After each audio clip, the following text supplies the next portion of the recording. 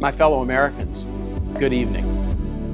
I'm Tim Kaine, the Governor of the Commonwealth of Virginia, and it's an honor tonight to give the Democratic response to President Bush on behalf of my Commonwealth, my fellow Democratic governors, and the Democratic Party.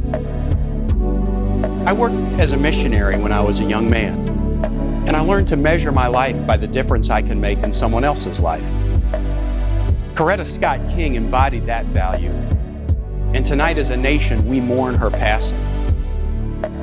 Our faith and values teach us that there's no higher calling than serving others. Our federal government should serve the American people, but that mission is frustrated by this administration's poor choices and bad management.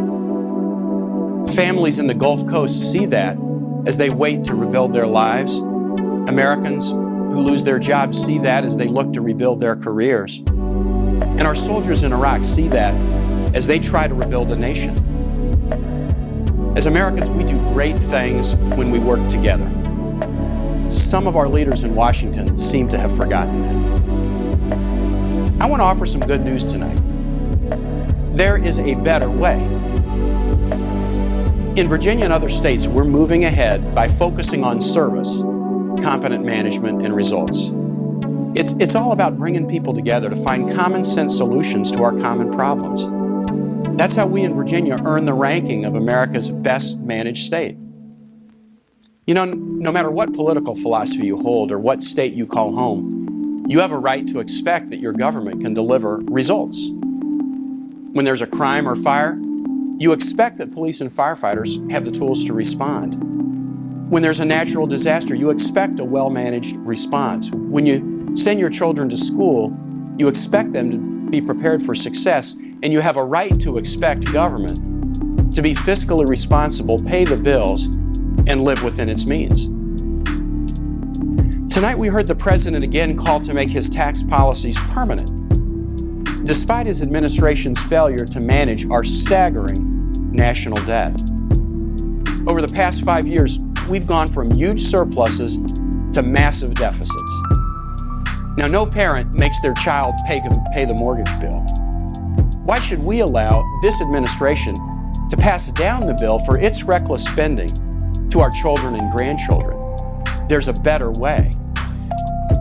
2 years ago in Virginia, Democrats and Republicans worked together to reform our budget.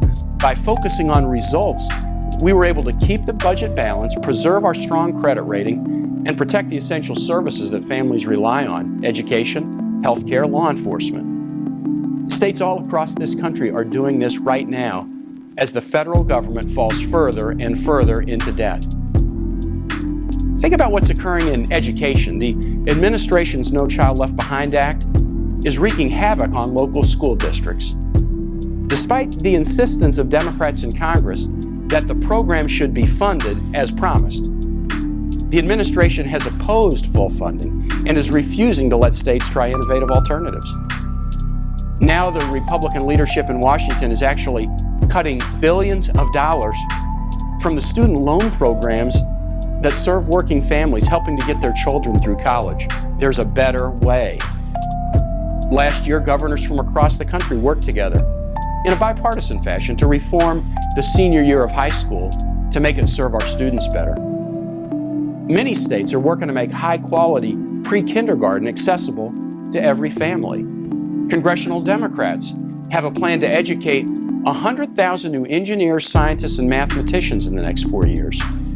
And in Virginia, Democrats and Republicans alike work together to make record investments in education. The results: more accredited schools, better student test scores. Look what's happening to healthcare. Skyrocketing costs are hurting small businesses and pushing millions of working Americans into the ranks of the uninsured. The White House has made efforts to cut Medicaid funds for our most vulnerable citizens. Our seniors were promised that the new federal Medicare drug plan would make it easier and cheaper to obtain their medication. Instead, many have fallen victim to the program's poor planning. They find getting their medicine to be more complex, more expensive, and less reliable. There's a better way. Healthcare reforms have to focus on making the system serve consumers better. Many states following the lead of Illinois have set up simple ways to help seniors purchase safe American-made prescription drugs from other countries at a fraction of the price they would pay here. And the administration actually fought against that democratic effort. In Virginia, we've worked to provide health insurance coverage for nearly 140,000 children who weren't covered 4 years ago. And Republicans and Democrats alike have come together to fight the administration's efforts to slash Medicaid and push more costs onto the states. The President called again tonight for our commitment to win the war on terror and to support our troops. Every American embraces those goals. We must defeat those who attack and kill innocent people.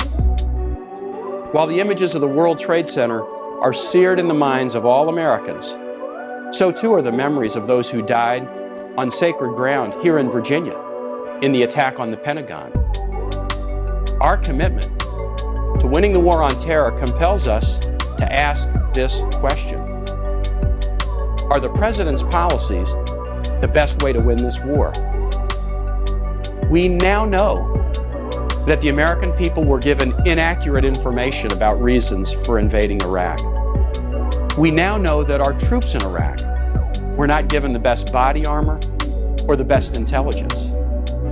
We now know the administration wants to cut tens of thousands of troops from the Army Reserves and the National Guard at the very time that we're facing new and dangerous threats. And we now know that the administration wants to further reduce military and veterans' benefits. There's a better way, working together.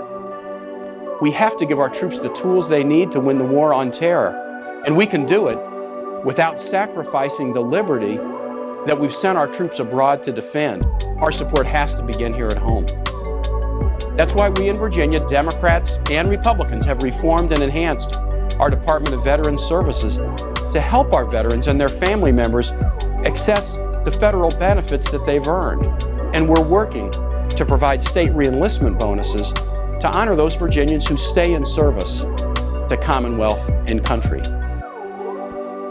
When it comes to energy, Americans are using more than ever, paying more for it, and are more dependent on the Middle East than ever before. There's a better way.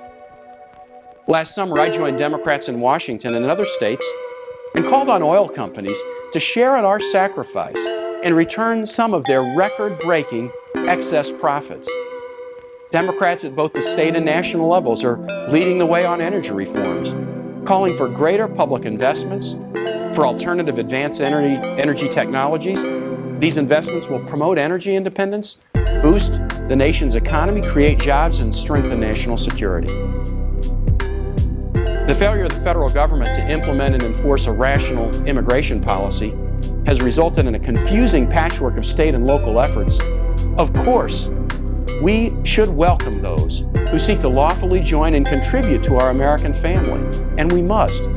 But at the same time, we have to ensure that our homeland defense efforts begin with consistent federal action to protect our borders. The administration is falling behind in other critical areas: preserving the environment, keeping our workplaces safe, protecting family farms, keeping jobs in America. Our communities are then left to deal with the challenges and the consequences of these federal failures without a reliable partner. But we managed to find a better way. The better way is to focus on service. It's about measuring what we do in terms of real results for real people. It's not about partisanship or political spin. It's about protecting the rights endowed by our Creator, fulfilling the principle of equality set out in the Declaration of Independence, and ensuring that the light of liberty shines on every American. If we want to replace the division that's gripping our nation's capital, we need a change. Democrats are leading that reform effort, working to restore honesty and openness to our government, working to replace a culture of partisanship and cronyism with an ethic of service and results. Our greatest need is for America to heal its partisan wounds and become one people. You know, those are words that Thomas Jefferson expressed after he was elected president, and they ring as true today as they did in 1800. Tonight, we pray earnestly and humbly for that healing and for the day when service returns again as the better way to a new national politics. We ask all Americans to join us in that effort, because together, America can do better. Thank you for listening, and God bless the United States of America.